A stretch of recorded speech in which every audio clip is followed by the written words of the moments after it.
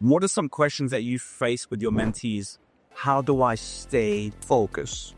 It's easy to stay focused when you know what you need to do. The only time you can't be focused is when you don't know what to do. Because we only get easily distracted if we don't have some sort of a plan or a purpose in place. Because distraction is everywhere. Everyone can't avoid distractions. Focus is everything. The future belongs to the people, to the ones that can focus. Because it's quite easy to get distracted. While if you can dream, you can hold on to that dream, you can hold on to that goal, and you can stay focused for a long period of time consistently, the future belongs to you. So how does one avoid places? Improvements, improvements, improvements. You got to understand the way you served your clients last year, you should be able to serve them better the following year. It's a very competitive industry we're in. Where it's a very competitive world we're in. The bottom line is you gotta consistently find ways on how you can pivot and how you can consistently wow your clients. Hey, Collins. Hey, How's it going? I'm good. Yourself? Yeah, not too bad. Thanks for coming for this coffee chat. Not a problem. Thanks for having me. Yeah, awesome. Really appreciate it. So I just wanted to start with good news. I mean, congratulations with the news, obviously having your calendar booked out with speaking engagements, a motivational speaker. How does it feel from your journey on being now into a speaker, as a CEO, running a business at the same time? It's quite exciting, to be honest. Just seeing everything unfold, going from when I first originally started, going it's quite interesting to see how things have kind of unfold. Going from the initial stage of going, I think I want to really get into the limelight of speaking to people in terms of how they can go about improving themselves, improving their business, and from fast track from then to now, having the opportunity to get to speak on multiple stages, having the opportunity to get, the privilege to be booked out in advance, it's just a testament to show that, there is a quite massive demand for what we're doing. So I'm super excited about that. I really, to be honest, I really can't wait to see what 2025 is going to start on as well. And how long have you had this vision for to be doing speaking engagements? I would say it's been back of my mind for quite a while because, when you think about speaking itself, it's something I do on a regular basis, but hasn't really been something that I've been strategic about. It hasn't been something that I've been, going, I really want to make this a core aspect of what I do itself. So I do speak in boardrooms. I've been doing that for many years, but strategically going, you know what, I want to make this like a core approach where I can pass on wisdom and knowledge. No, I haven't done that. I've taken that approach for a while. So yeah, I'm quite excited to see how things are well structured now and how things are panning out. And, I think 2025 is just going to be so much fun. Well, how does it feel when you go out and speak on these tables? What goes through your mind, though? Most people tend to say, they get a little bit nervous. But not really for me. I think I get quite excited knowing that I'm going to get on stage, knowing that I get the opportunity to be able to impact a large audience. I actually do really get excited. And sometimes those excitements could feel like a little bit of some sort of nerves or but it's just, how you can get so excited, you can get yourself so excited into being a little bit nervous in a way, but within a couple of minutes, it just kind of wears off anyway for me. But yeah, it's more about the excitement of getting there and impacting others based on the knowledge I have and seeing how we can share that information on a wider scale, I guess. So like if someone is booking you for an event, what are you going to bring to them? Like, what do we expect from Collins? Energy. You're getting so much energy. You're getting insights in terms of things that you could do to take yourself from A to B. If it's either when I'm talking, what I'm really big on is generational wealth, on how you can pass on generational wealth, but not just only generational wealth. We're also talking about generational wellness and generational well-being as well. So it's not just passing on asset, but we're also talking about passing on good generational habits, generational trait, educating the next generation. I'm quite big in that. And not only just educating the next generation or passing on wealth to the next generation, but also how do you protect your assets? How do you minimize your one of the largest big expenses? What are some of the tricks you can do to minimize tax that you pay? How do you make sure that you're protecting your asset to make sure it is safely passed on to your next generation, and so much more. So, there's so much to be expected from me whenever I get on stage. And sometimes, I add on a little bit some kind of fun in your process when I'm doing that. It's just because it comes to me quite natural. And, just being up there, having the opportunity to be able to impact others is quite remarkable, I would say. It's powerful. So like, let's go into that, what you said when it comes to protecting wealth, right? So, even like we've had requests for you to come in and do workshops in companies, right? Workshops where people can learn these type of things. What about when it comes to entrepreneurs? How can they protect their assets, especially through tax? What are some strategies that, you go into or you dive into to summit to protect their wealth, what they work hard for, right? So it's a very full different people too as well in terms of how that kind of protection will go in place. Some people, depend on what sort of asset they have, they have not or they don't have it. You can have things like, insurance in place to protect you and your loved one if anything is to happen to the key person. Just like when you're talking about a key person in the business, if something is to happen to the director, do they have a key person insurance in place that the insurance will kick in and get someone in place here to keep the business going? Same thing from a family standpoint as well. Do you have some sort of insurance in place that if the money-making machine, in most cases, typically dad, but in this, it could also be mom. If anything is offered to mom or dad, how can the business, how can the family keep going? So that's one aspect, having a good structure of family will in place to make sure to determine what happens when I do depart from this earth. As we all know, we are all visiting this earth. We are all going to depart this earth one day. And also leaving things like having the right or structure in place to protect your asset from vultures that are trying to take things away from you. Because as we all know, you really want to minimize the amount of things that's in your personal name and have control over pains that are outside of you. So basically what I mean is you want to really have nothing in your name and control as much as you possibly can. That's the ideal goal. Some people basically also look into find assets within the SNSF, which is also a very good way of assets transfer and asset protection as well. There's multitude of ways on how you can go out, but it could vary based on individuals as well. Think about it this way. Some people, when they do acquire a car, in most cases, most people do believe that they need to have some sort of insurance in place.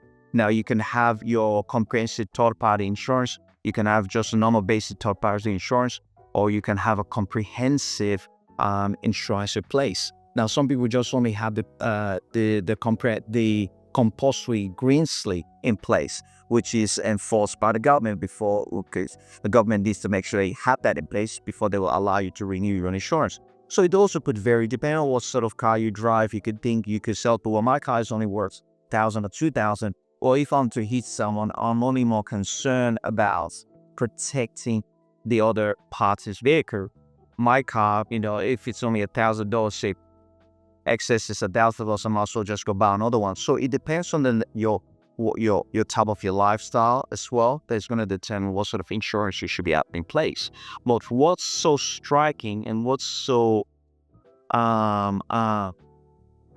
amazing to see when I see a lot of people and when I speak to a lot of people, a lot of the time when you do ask the question, what's important to you, keep it to, it tends to say family. And when you dig deep into it, you ask them, okay, family is so important to you.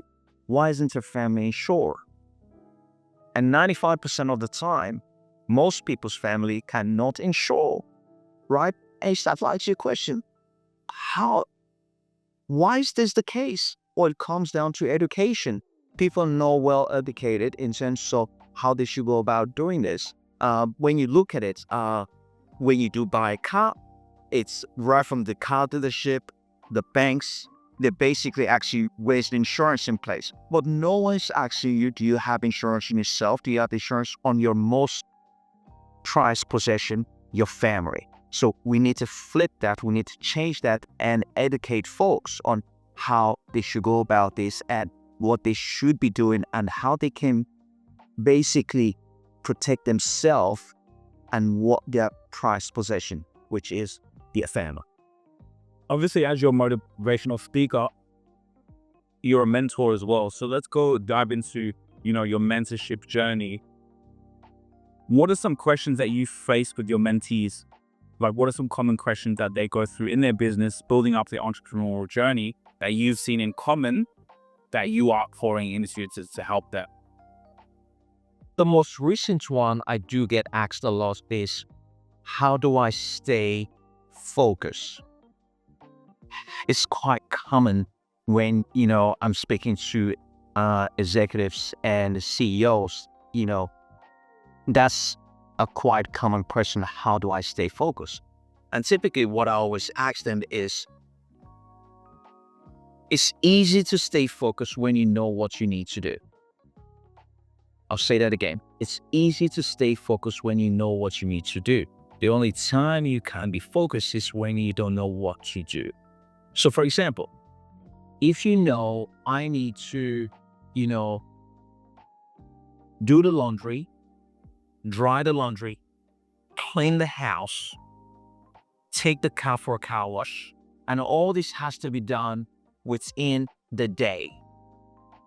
Well, you will align your day to make sure all those tasks get done.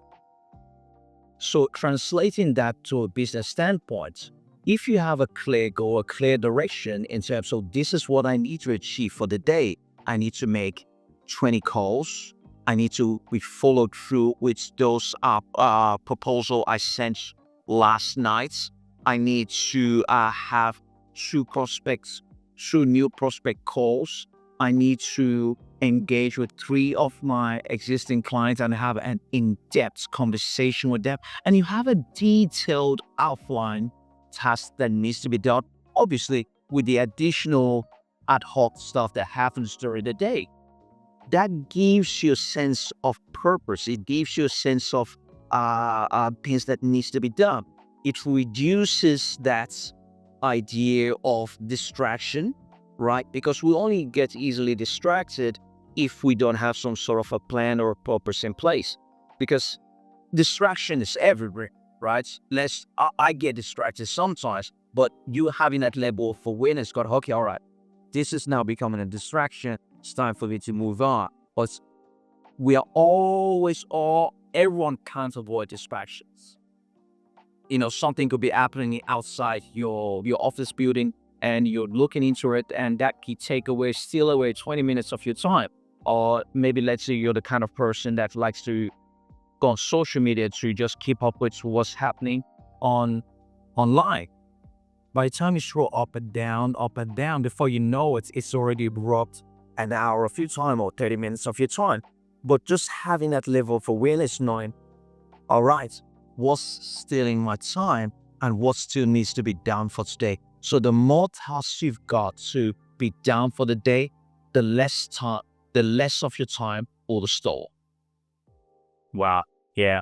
That makes so much more sense. So for example, a business owner could be maybe going through cash flow issues, right? Or I need to make more sales. So if I need to make more sales, how many people am I reaching out to today? How many people are I following? So you have certain tasks that you need to do to achieve the outcome of the cash team. So that makes a lot of sense what you say about. Absolutely. You got to stay focused on dream, got to stay focused on goal. Yeah, focus is everything. Focus is everything. The world, the future belongs to the people, to the ones that can focus. Because it's quite easy to get distracted.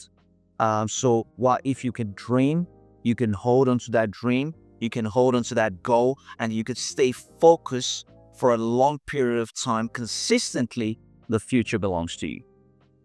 And so the people who are not focused, you believe, comes down to not having a clear structure of their day. Well, think about it. Think about it. Let's break it down. If you know that I need to do all this, and it's quite clear what needs to be done, right? You will get it done compared to someone that has no direction, no idea, or no clarity in terms of what needs to be done. For example, some business owners know they need to generate more revenue. They know they need to increase their net profits by a certain amount of percentage, or they may not even know the amount of percentage they need to increase it by. But if they don't know how to go about increasing it, and they're just kind of winging each day as they go around, compared to someone that knows what percentage they need to increase their net profit on a monthly basis, that knows the amount of calls that they need to make on a daily that determines the conversion of a paying client, a person that knows the amount of ROI on investments, on each investment door, who's more likely to be more focused?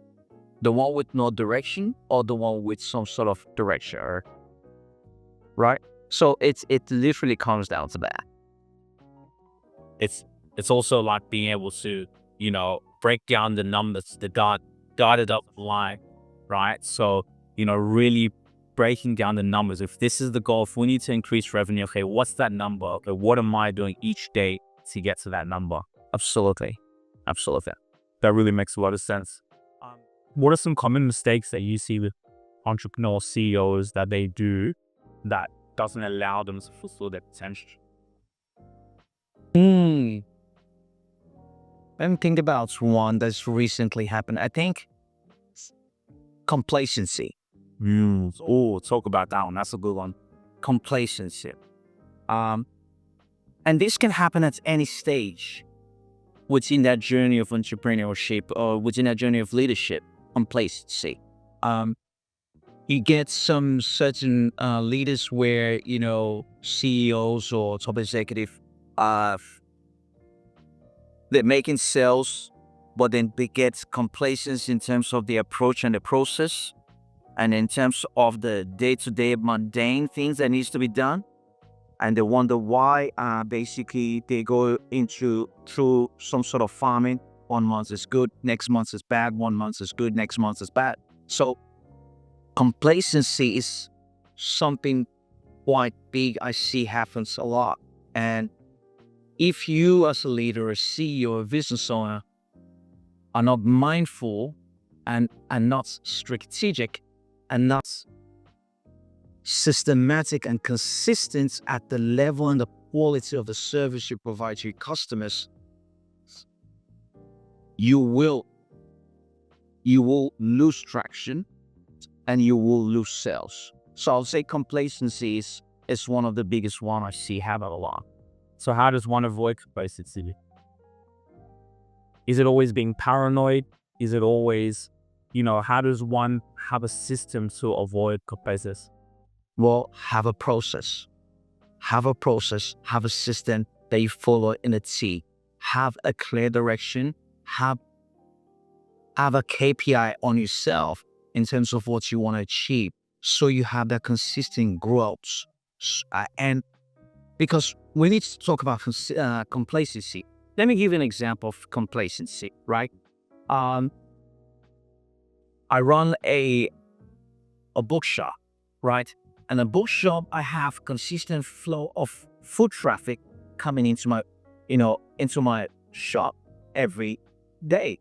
Every day, maybe I get like about 50 people come in. From those 50 people, let's say, based on the way I build a rapport with them, from those 50 people, 10 to 15 people on average buy books from my bookshop every day because I interact with them, I welcome them in, and, I follow through, ask them if they need any assistance, direct them in the right direction based on what sort of book they're looking for, either fiction or novel, whatever the case might be.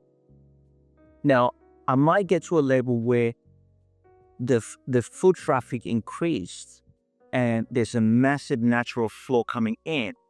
I could get complacent with in terms of the level of service I give. Now I'm no longer approaching people. I'm hiding behind my counter. I'm waiting for people to come to me.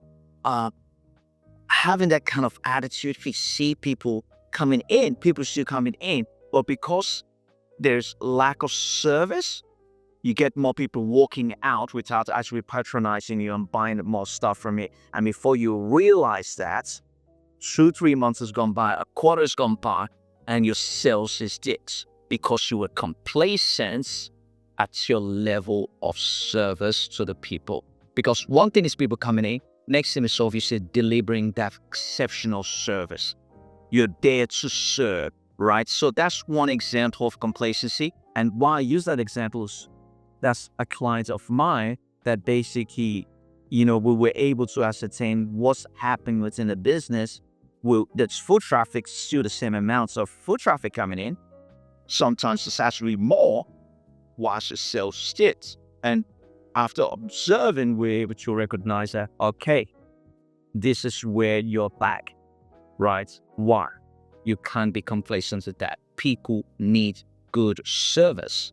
Regardless of whatever your product is, people still need that good service to encourage them, to give them that good feeling to be able to patronize you, buy and come back for more, right? So it's even when things are going well, still having that drive. Okay, let's get better service. Let's improve the process. Let's go all in, like and keep going at a higher level, having that energy. Absolutely. I truly believe in this one key aspect in business: improvements. You got to understand the way you served your clients last year, you should be able to serve them better the following year, the next month. It's a very competitive industry we're in. It's a very competitive world we're in. How do you better serve them? Well, you can implement things like AI or automated system, thanking them for patronizing you. But the bottom line is you got to consistently find ways how you can pivot and how you can consistently wow your clients, amaze your clients, and take it to that extra next level, right? That's the aim of the game. Consistent improvement. I've really been impacted by Collins speak. I've never been so blessed, had so much knowledge in this split time. Someone sitting me down to give me that bunch of experience and knowledge that are practical on how I can make the next big step in my life. I've never been touched by a speaker. Now I've really known the real reason of having a mentor, and I would love to have Collins as one. Really impactful coming here today to spend my time listening to Collins. Thank you, Collins, and I thank the God for bringing you to ROCCG Jubilee Center today. God bless. Let's go on to leadership development, because I'm reading this book. I think it's powerful, and it talks about, there's two aspects for exponential growth. There's your next innovative campaign and leadership development, right? Developing the next leaders. As you're a mentor, how does one go about now in your business developing my next leaders? How can I get, when I'm not here, so I could be working on my business, I could be out there bringing more business in, speaking on stages just like you're doing, when I have my principles, my values, everything aligned. And also for your team not to get complacent, because there's one thing for you as the CEO to get complacent, but when you're not there, being able to micromanage everything, you have your team being able to even go higher and excel and keep improving and not have that complacency in the business. Right. I truly do believe that most leaders, most CEOs shouldn't really be involved in the sales process. It's a true CEO, a true leader should be empowering the next leaders to take over their positions anyway. The true job of the CEO is to always sell the vision. As part of the job of the CEO is consistently looking for ways on how they can identify the next leaders, how they can identify someone that they can train up to step into their position. So that process itself could either happen internally or externally, right? You could identify that, okay, this particular person within this particular team may have the skills that is required to take the business to the next level. Okay, all right. Now, once you've identified that, then you could either decide to have that conversation with them or basically go, okay, all right, what sort of qualification does this person need or credentials for them to move to the next level, or for them to basically start stepping into that position, and you empowering them to do that as well. And at the same time, you start calling back and the question, you basically stepping back and allowing them to step into that role, but also understanding that while they're stepping into this role, they will make mistakes. Just like the way you made mistakes when you started your journey as a CEO.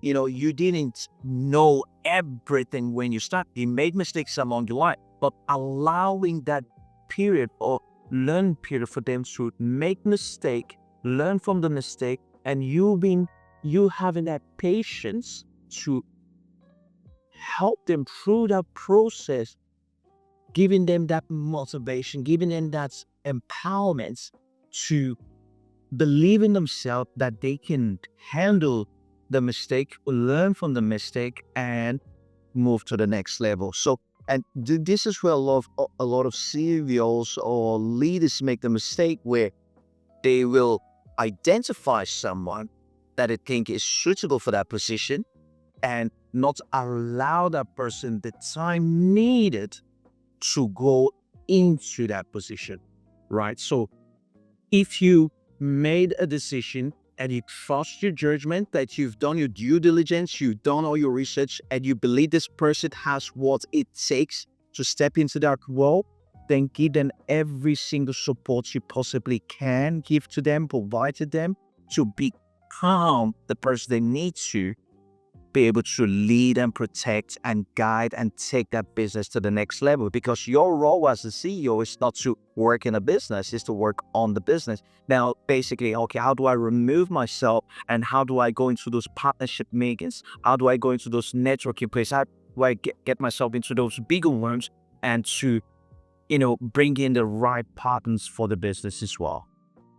I think that's really powerful, because the leadership development is such a critical role. If people want to experience that exponential growth, man, your team is everything, right? If you have that right team in there, your business will soar through the roof, because you have the systems and the process, the operations, the business development intact.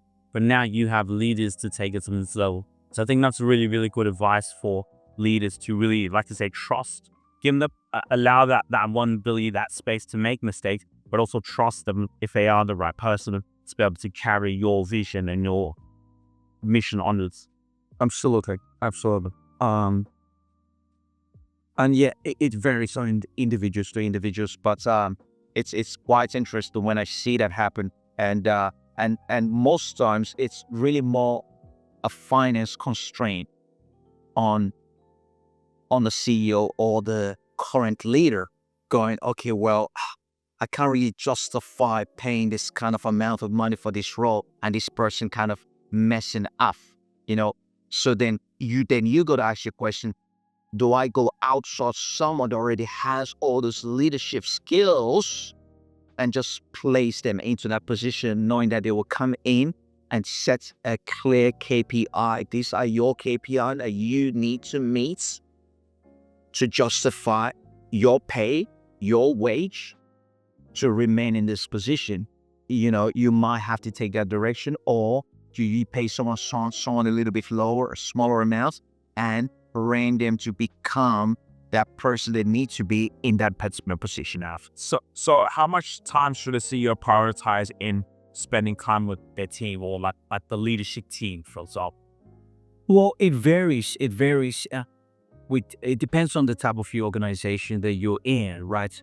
I think depending on what phase you're in, right? If it's to a young leadership team, you probably maybe might want to catch up with them, because again, at the same time, you also want to give them room. You don't want to feel like you're in their face. You may want to catch up with them every maybe every 2 to 3 days. So maybe on a Monday and a Wednesday kind of thing. Monday we talk about what's the plan for the week. Wednesday, how's the plan going? Any kind of changes we need to make based on the plan we agreed on for the week. And then you repeat that process. And again, it depends on what type of industry you're in. There's some industry that you need to be really, really hands-on. Some industry probably not. But again, at the same time, you don't want to come across like you're micromanaging your leaders. That's the last thing you want to do. And there's some leaders that want you to micromanage them. And maybe you got to be asking yourself the question, is this person a right suitable leader? Because as a CEO, you don't want to micromanage anymore. You want to be able to set the directions. This is the vision. Go conquer. Go make it happen, right? Because if you have to micromanage someone, you might as well do it yourself because you're pretty much doing it, in my opinion. So it could vary, but I'll say the initial starting points while they're growing, while they're developing themselves, you really want to be hands-on. You want to be there for them, and they will tell you, they will show you sign where if they need you, if they don't need you, and you can gradually start pulling away, gradually, depending on how much they need you. But always having that conversation, a coach that, listen, I'm always here for you, whatever kind of support you need, I'm here to support you. Them knowing that you're there to support and guide them and mentor them if they need it. Or the mentoring actually things is something probably is something you will do with your little leadership thing. For me, I would catch all my leaders once a week. How we go, what's cracking, what's happening, what sort of changes do we need to do? Do you need assistance, any kind of stuff? How's the allocated budgets going? And from there you also just breathe life into them again and make any kind of announcement or acknowledgements that any of the leadership teams that you're in that performance as well. Okay, that makes a lot of sense. Really having that structure in place, whether obviously a smaller or less experienced team every second day, the more experienced, the more whether that's once a week and then now it's once a month, but you're always there checking in, and pouring into your team because that's really the growth. So let's now go on to, could call this the innovative campaign, right? What's that thing that's gonna, bring way more business into your business? What's gonna exponentially double your revenue? What does work on the business look like for you? Or For me, working on the business is more about, creating those partnerships, right? Creating those partnerships in a sense that, okay, who can I collaborate with, right? It's just like, Pepsi collaborated with Coke, right? And what sort of revenues are going to bring to the business? It's all about collaboration. It's all about partnership. Or let's take it to a micro level. Let's talk about a real estate agent, right? Or a real estate agent looking at that, someone that owns real estate agents looking at growing the business, innovating the business on another level. That real estate agent might say, well, you know what? Maybe I should go partner with a finance expert. A finance expert that deals with a lot of people, finance company that deals with a lot of people that's got pre-approval, but they just don't know, the people with the pre-approval can't seem to find the right property. That real estate agent's owner could have those meetings with those people, with the end leaders to say, this is what we got to offer. And all of a sudden, based on that collaboration, we see 20, 30 new clients coming into the business, which obviously would increase profitability for the business. Or it could be as simple as going to networking events and speaking to other leaders. The bottom line, as a business or as CEO, the aim is, how can I expose the business to the right people on a broader scale?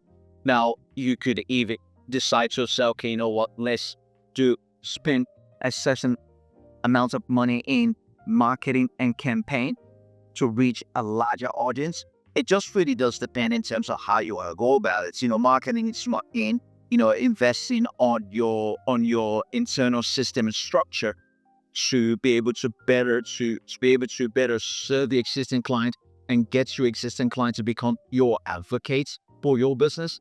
So, having some sort of like a referral system in place where your existing clientele get rewarded for bringing new people. Because if they've already utilized your business, they've already patronized you, you should be able to convert them to a raving fan.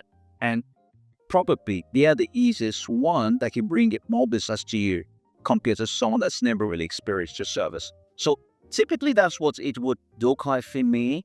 And I'm really just looking at, like, again, it really does depend on your business. Because there's a lot of business that basically only trade locally, while some certain type of business have the capabilities to be able to trade international.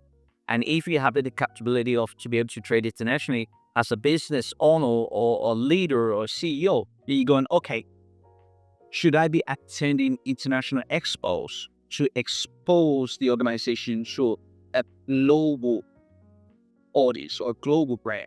And, strategic looking at, okay, what sort of expo should I align myself with to create that broader outreach? So it varies based on the industry, I guess. Yeah, that does make a lot of sense.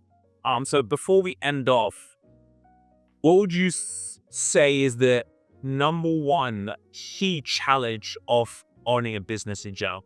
Like, what's the number one challenge, the hardest thing about being a business owner?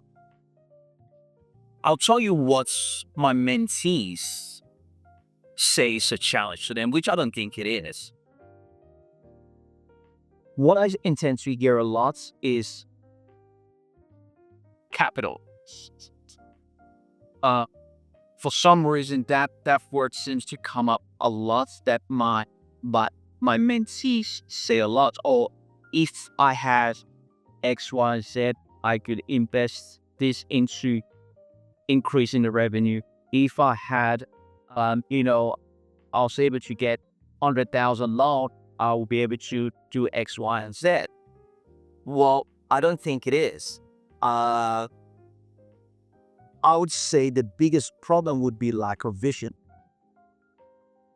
A lot of business owners think that they do have visions, but they don't.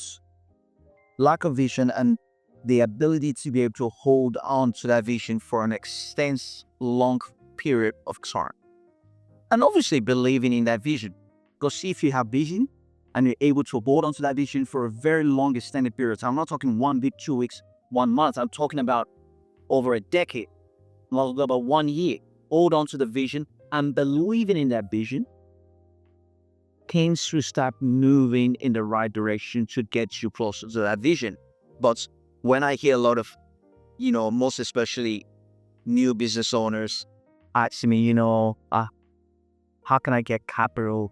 How can I, so I can start the business? I basically always say to them, you don't need capital to start a business. So let's say, for example, you run an e-commerce store. And this was a typical example I did for one of my mentees. You run an e-commerce store and you're selling a tripod. Let's just use that as an example. And go, you know what? I need to buy this tripod, buy them and get a stock load of the tripod before I can start selling it. Or, I can do drop shipping, which means I don't need to, have it. I can just do drop shipping. But if I do drop shipping, the margin is quite low. So I'll rather have, buy the tripod, put them in my garage and deliver them myself. Well, there's different ways you can do this. You can use other people's money to acquire the stock. Simple.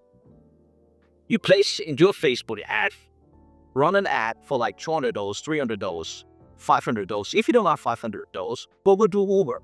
Well, if you don't have a car, what? Go work at a pizza shop.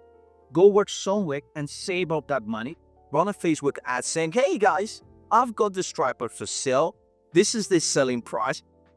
No, mark it off in a price that's, is quite exciting and enticing. It's about to come out. Join the waiting list of as soon as it's released, you'll be the first to receive it. Delivery period is 1 week. Maybe you can get the delivery period within 2 days, whatever. But the idea around there is you get other people's money and use those other people's money. So buy the stuff and send it to them without using your own money. So, rather it's okay, I need 10,000 to acquire all this inventory, put in my garage before I start selling. There's so many other ways you can go around doing that. Or you can just go through the drop shipping formats as well. So that's one type of example. Or you could say, you know what, my competitor is doing this already. This is the line of business I want to do. Why don't you approach your competitor and make an offer to your competitor to acquire their business? Now, that's all different, wrong completely. People go, well, I said I don't have capital. Right. Well, you don't need capital to acquire a business where the vendor, who is the business owner, is keen and motivated. Now, listen to the word motivate. When you get a motivated seller, they are willing to work with you to make a deal happen that is suitable for both. That it just comes down to your negotiation skills. It comes down to how well you structure a deal. And this is where having a mentor like myself can coach you on how you can structure an amazing deal that suits all high involved. So the idea of I need money to do something shouldn't even be a conversation at all. Shouldn't. No excuses. And I like the way you broke it down. If you have that capital sense, go get an Uber. Go get a job like this 24 hours in a day, right? You could even still be doing well in your business. And then you go and get that job just to have that income, have that safety net. So then the money coming back in the business, right? And you're able to now run it without being in desperation mode or in being survival mode, not desperate for a sale. So now you can think in the creative and visionary perspective because you have capital, you have that. So I think there's no excuses. Yeah. Absolutely. Absolutely. There is so much opportunities now. It's never been easier to own a business. I'll say it again. It's never been easier to own a business in this current lifetime we're in. Right? And there is so much options, so much opportunities. And, for those of us that are fortunate enough to live in such a wonderful, beautiful country like Australia today, we're spoiled with options. So it kind of blows my mind for me to hear someone saying, I can't afford to do this. Well, of course you can. And this is where you got to start asking yourself, okay, if I can afford to do this, why? Why can't I afford to do this? What does Collins Mayaki mean? But there's abundance out there. If there is abundance out there, why don't I have that abundance? What am I doing wrong? Or you need to take out the time and be truthful to yourself. You need to be honest with yourself. You need to audit yourself. What am I doing wrong? Okay. And analyze your day. What time do I wake up? When I wake up, what do I do? During the day, what steals on the top? There's 24 hours in a day. How many hours am I sleeping? Right? And if you are honest with yourself and you're truthful with yourself and you're able to audit yourself and you're able to analyze yourself, you will see the gaps. You will see what's stealing your time. You will see what's distracting you, and you should be able to dispense of those things and replace them with something more productive on how you can more and strategically align with yourself, with what you're trying to achieve. I have, maximize, what time are you waking up? What am I doing with my time?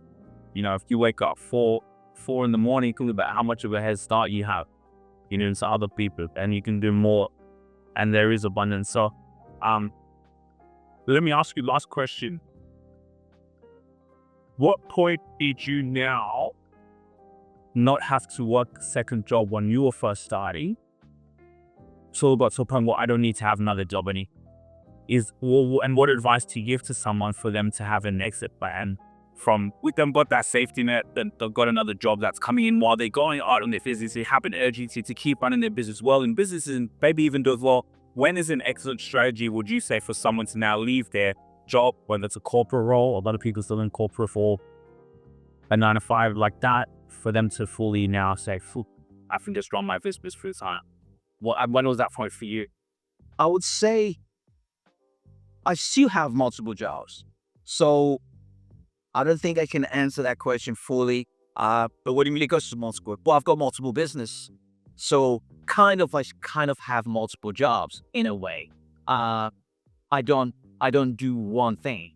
So because I've got multiple business, which I will always have multiple ventures for multiple projects that I'm always working on, right? But I think I understand what you mean in terms of, when you're going through a transition from a PAYG job and while you're trying to establish your empire, right? Is that basically what you're trying to say, right? Okay, so, while you're transitioning from a PAYG role, being an employee, to become a business owner, and let's say you're still running your business which is the transition phase. Typically, what I normally say to people is what you're trying to do is you're trying to replicate how much you were previously, what you were earning in your PAYG role that you felt was comfortable. So, for example, if you were earning 150,000 or 100,000 or 80,000, 6,000, whatever it is, and your business that you're working part-time while you do your full-time job is only earning 20,000, 30,000 or 40,000 a year, you want to be able to build up that business to a level where you're earning equal or more than what you were earning in your full-time role before you even start considering exiting your full-time PAYG role. Because let's face it, as much as people want to own their own business, so want to build their own empire, the reality is we all got bills. So hey, and those bills don't stop coming. So you need to have some sort of structure plan in place where there is some sort of income coming in regularly, fortnightly, monthly, weekly, whatever, on a regular basis to cover those outgoings in place. And once you are able to build up your level to that level, your business to that level where those income are now coming consistently, then you can start thinking, okay, all right, do I want to fully exit the PAYG job and just with double down on the business to take it to the next level? That's what I'll say to you. I won't encourage or recommend just quit cold turkey, go straight into business. It works for some people because that's basically what I did, but I could have done it in a different way. Yeah.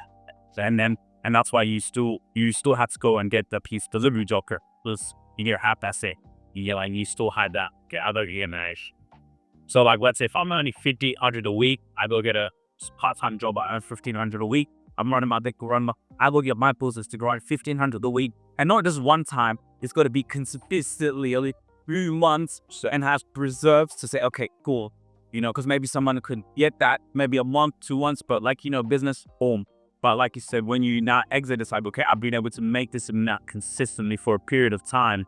Okay, now let me go make 2 or 5 grand a week because I've had that cash flow. Absolutely. And the honest truth is, well, if you're able to run a business and have a job at the same time, as long as the business is not conflicting against your job, because you got to be fair with your employer. You're getting paid to do a job. You want to make sure you're giving 100% for what you're getting paid. So I want to make that clear again. You don't want to cheat your employer. You don't want to steal from your employer. You're being paid to do a job. You want to give your employer 100% of you and more for what you're being paid for. Now, if you're able to do that with clean conscience and the business or the side gig you're doing is not affecting that, I'll say, you say the way you can keep going the business, I keep doing that. Even if you're doing more, is it possible for you to keep doing both? If you have the capacity to do, that should be a greater outcome, right? Obviously, depend on what sort of kind of business you do, because there's a lot of online business that doesn't really steal too much of your time, that you can kind of manage outside work hours. Maybe you start your job at 9 a.m. and you finish at 6 p.m. And your side business, you can do that from 7 p.m. to 10 p.m. or 11 p.m. or midnights. And if you're able to do that consistently, it's not affecting your day job. I'll say, why not keep up? Or that job, let's say you have night shifts. You're doing night shift, then you run your business during the day. During the day, you do a night shift. And then you can get to a point when you invest into your business, you will have the system and the team in place to run the business, and you spread your everything, and then, and you literally just replicate the same process over and over and build multi-quarter businesses. Because the key here is cash flow. How can I bring more money? Because again, remember, what's the exit strategy? Why am I doing what I'm doing? Why am I doing this business? Why am I doing that? The bottom line is, we're all doing all what we're doing so we can eventually exit whatever we're doing. Either being a PAYG, either being a company we're running, either an empire we're running. We want to build it up in a way where we can exit and we're getting paid dividends in the form of, we've got another person championing that business to the next level, and you're getting some sort of royalty, or you create another vehicle format. Either it could be a real estate or share portfolio that is paying you dividends or rental income every month. The bottom line is, how can I duplicate myself that if I decide not to get out of bed, money is still coming in? So the quicker you can create or manifest that structure in place, the quicker and sooner you can get out of this whole rat race and basically start doing greater things that you feel more aligned to. Because I hear this whole saying that, you want to find something that you're passionate about. Yes, it's cool. The workshop was amazing. Hearing Collins speak, it really changed my perspective about life and how to go about making money and how to go about providing for my family, as well as giving into generational wealth, which is what he was talking about. Giving into your knowledge that you've learned throughout life, whether it's about making money or helping people. I really felt like it resonated with me. Just hearing a lot of the wisdom that Collins was speaking really helped me and changed my perspective on how to be a better man and how to be a businessman in that sort of sense. So yeah. Mr. Mayaki, I wanted to ask you a question. This has been an amazing session. So much valuable advice you've been able to give. What's the experience for someone to be mentored by you? What's the experience? Is it something like this? What is the experience that someone can get? Because let's be honest, if someone's coming to you, they want to get from point A to point B, right? They have that vision, they're focused, they're not coming here to waste your time, especially having to apply for your mentorship program. So what is the experience when it comes to immense bouts? I think that's a really good question. Let me paint a picture. When you get someone like me